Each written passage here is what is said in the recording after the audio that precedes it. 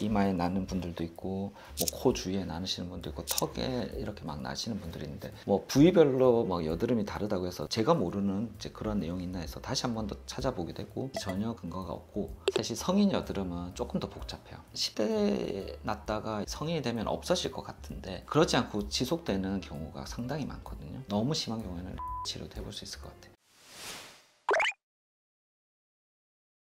청소년 때 되면 여드름이 막 심하게 올라오는데 그 시기에는 내가 그래도 이제 성인만 되면 이제 이런 여드름이 이제 안 날 거라고 생각 많이 하실 거고, 그런데도 불구하고 성인이 됐는데도 계속 여드름이 간다든지 아니면은 나는 여드름이 날 리가 없다라고 생각을 했는데 정작 성인이 됐는데 갑자기 여드름이 확 나기도 하죠. 이제 그럴 정도로 여드름은 정말 모든 이들의 고민이 되는 부분이기도 하고, 치료가 쉬울 것 같지만 치료가 잘 안 되는 경우들도 많고, 여드름에 대한 고민을 가지신 분들이 너무 많으실 것 같아요. 그래서 뭐 이런 치료도 해보고 연고도 발라보고 약도 먹어보고 뭐 그렇게 하지만 계속 나는 부위에는 끝없이 나기도 하고 뭐 그런 경우도 많이 있으실 텐데, 여드름이 나는 부위에 따라서 그 원인들이 다 이유가 있을 수 있기 때문에 그러한 여드름이 나는 부위에 대해서 얘기를 나눠보고 어떻게 우리가 여드름을 극복할지에 대해서 얘기 나누는 시간이 되도록 하겠습니다.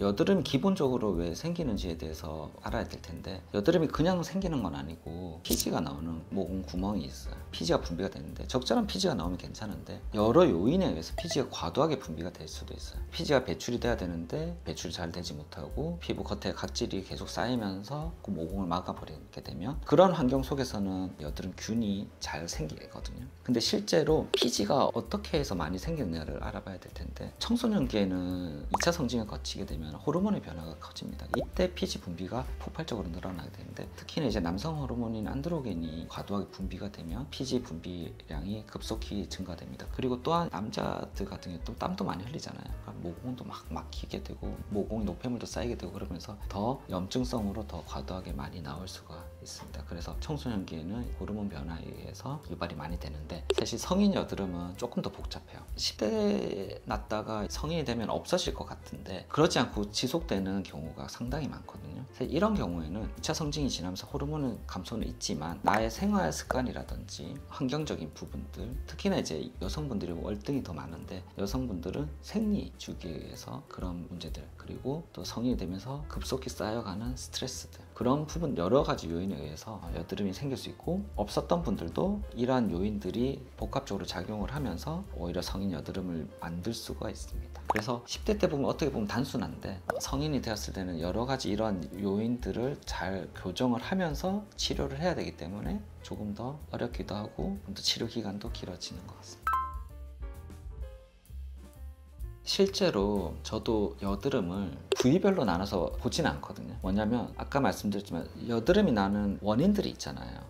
특정 부위에 날 수 있겠죠. 뭐 이마에 나는 분들도 있고 뭐 코 주위에 나시는 분도 있고 턱에 이렇게 막 나시는 분들이 있는데, 실제로 그거를 나눠서 내가 여기 왜 생길까, 그거에 너무 집착할 필요는 없다고 봅니다. 뭐 부위별로 막 여드름이 다르다고 해서 제가 모르는 이제 그런 내용이 있나 해서 다시 한 번 더 찾아보게 되고, 그런 논문이 없거든요. 뭐 부위별로 어떻게 해야 됩니다, 그런 부분들에 대해서 전혀 알려진 바가 없고, 좀 더 검색을 해봤더니 페이스 매핑 뭐 이런 얘기가 있으면서 찾아봤더니 뭐 고대 중국, 뭐 인도의 뭐 미간 의학에서 미간이 뭐가 문제에서 간이 안 좋고 턱은 생식기가 좋고 안 좋고 뭐 이마나 볼, 뭐 위장 뭐 이런 얘기도 있더라고요. 코는 심장, 그런 부위에 여드름이 나면 그 부위가 안 좋으니까 이제 그런 거를 해결해야 되는 거 아니냐라는 얘기가 있는데, 전혀 그런 부분들은 근거가 없고, 오히려 뭐 턱이나 이런 데는 이제 남자들은 면도를 많이 하잖아요. 여드름처럼 날 수도 있고 모낭염이 나오는 경우들도 있을 수 있고요. 여성분들은 앞머리를 내린다든지 긴 머리가 이제 헤어라인 쪽으로 이렇게 타고 내려온다든지 뭐 그럴 때 뭐 샴푸 성분이나 이런 거에 의해서 잔여물이 남아서 그럴 수도 있고, 아니면 그 잔여물에서 모공을 좀 막는다든지 그러면서 이제 각질이 더 쌓이고, 그런 과정에서 피지가 계속 쌓이면서 좁쌀처럼 나온다든지 아니면 심한 화농성처럼 나온다든지 이런 경우들이 있을 수 있고, 아니면은 이제 핸드폰 사용해서 이렇게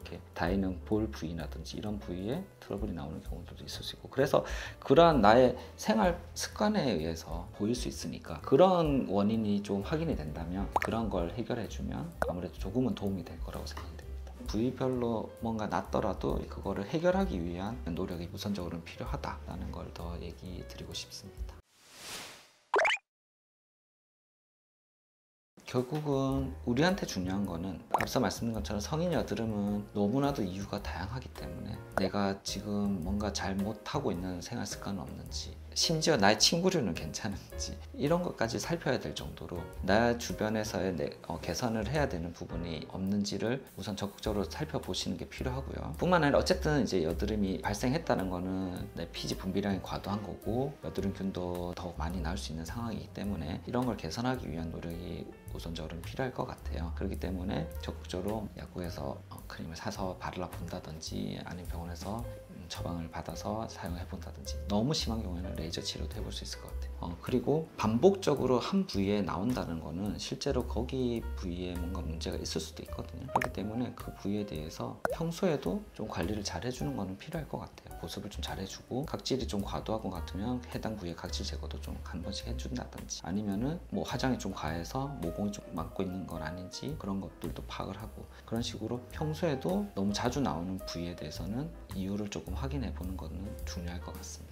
어쨌든 여드름은 기본적인 이제 발생 기전은 동일하기 때문에 그거에 대해서 대처하는 게 필요하겠다라고 말씀드리고 싶고요. 성인 여드름도 어쩔 수가 없어요. 유전적인 부분도 굉장히 크기 때문에 부모님이 성인 여드름이 있으면 나도 날 수 있겠구나 생각하고, 결국은 스트레스도 호르몬을 만들기 때문에 스트레스 쌓이는 건 좋지가 않습니다. 그래서 항상 그렇지 않은 마음이 있겠지만 그래도 긍정적으로 해결해 나가야 되겠다는 마음을 가지는 것 또한 중요하다고 생각을 합니다. 긍정적인 마음으로 적극적으로 여드름을 잘 치료하셨으면 좋겠습니다. 지금까지 고런장 강윤수였습니다.